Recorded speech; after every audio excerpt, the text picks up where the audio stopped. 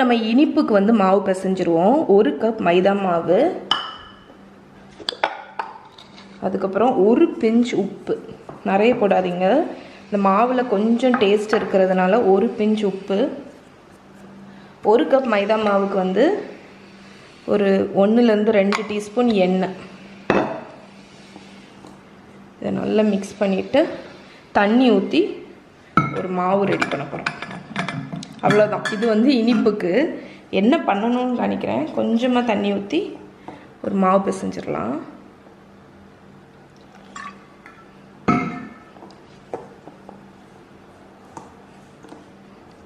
இங்கே பாருங்கள், மாவு பிசைஞ்சிட்டேன். இதை வந்து ஒரு 10 மினிட்ஸ் போல் ஒரு சைடில் வச்சுருங்க. டோ வந்து இந்த மாதிரி ஒரு ஸ்லாபில் தான் போட்டு திரட்ட போகிறேன்.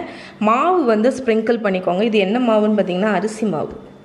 ஏன்னா வந்து நம்ம வந்து இதை மெல்லுசாக திரட்டணும். அப்போ நமக்கு வந்து கிரிப்பு கிடைக்கணும். மைதா மாவோ கோதுமை மாவோ யூஸ் பண்ணால் அந்த கிரிப்பு கிடைக்காது. அரிசி மாவுனா நமக்கு ஒட்டாமையும் வரும், அந்த கிரிப்பும் கிடைக்கும், நல்ல மெல்லுசாக திரட்ட முடியும்.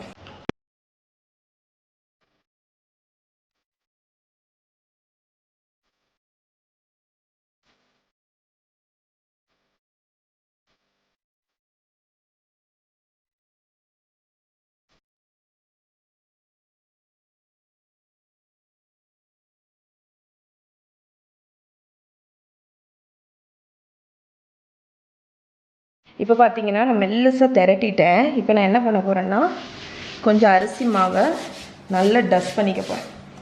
கொஞ்சம் கூட இது ஒட்டக்கூடாது, அதனால் 2 பக்கமும் நல்லா அரிசி மாவை தூவிக்கோங்க. உங்ககிட்ட இந்த சோமாஸ் கரண்டின்னு உண்டுல, அது இருந்தால் அதை வச்சு கட் பண்ணுங்கள். நான் இந்த பீஸா கரண்டியை வச்சு டைமண்ட் மாதிரி கட் பண்ண போகிறேன். ஃபஸ்ட்டு இப்படி சின்ன சின்னதாக லென்த் வைஸாக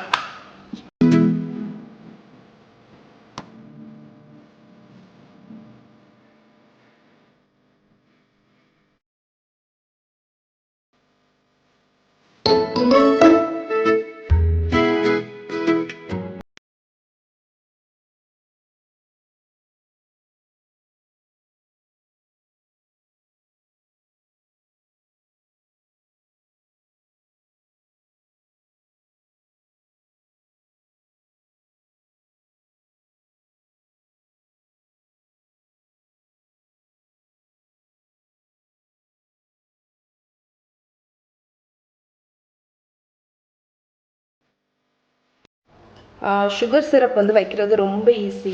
நான் வந்து 1 கப் எடுத்தேன்ல, அதுக்கு வந்து நீங்கள் 1/2 கப் வந்து சுகர் எடுத்துக்கோங்க.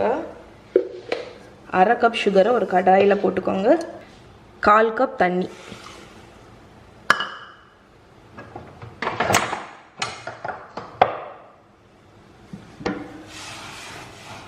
நம்ம சுகரும் தண்ணியும் வந்து கரைஞ்சி இது வந்து ஒரு கொதி வரட்டும்.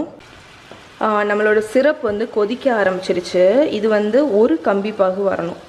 இப்படி எடுத்துகிட்டு நீங்கள் விடும்போது இந்த ஸ்பூன்லேருந்து வடியக்கூடிய அந்த சொட்டு இருக்குல்ல, அது வந்து ஒரு கம்பி மாதிரி ஃபார்ம் ஆகும். அது ஒரு 5 மினிட்ஸ் ஆகும். லோவாகவே வச்சுக்கோங்க. இப்போ நம்ம வந்து ஃப்ரை பண்ணிடலாம். அதுக்கு வந்து இந்த மாதிரி ஒரு ஸ்பைடரில் நம்மளோட கலக்கலாவை எடுத்து, இந்த ஆயில் வந்து நல்ல சூப்பர் ஹாட் ஆகிடுச்சு. இந்த சூப்பர் ஹாட்டான ஆயிலில் இதை போட்டு ஃப்ரை பண்ணுவோம். லிட்ரலி ஃபியூ செகண்ட்ஸ் தான் ஆகும். இந்த பாருங்க, உப்பிடுச்சு இது ஃப்ரை ஆகுறதுக்கு. ஒரு 30-40 செகண்ட்ஸ்.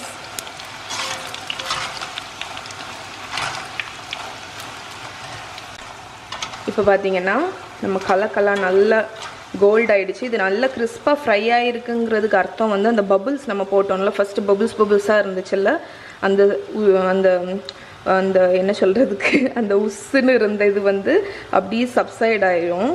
அதுதான் வந்து இது கிறிஸ்பாக ஃப்ரை ஆகிடுச்சுங்கிறதுக்கு அர்த்தம். இப்போ இதை நல்லா வடிகட்டி ஒரு பிளேட்டில் மாற்றிடலாம். நல்ல பெரிய இந்த மாதிரி கரண்டியை வச்சு பண்ணுங்கள், அது ரொம்ப ஈஸியாக இருக்கும் உங்களுக்கு. இப்போ நெக்ஸ்ட் பேட்ச்.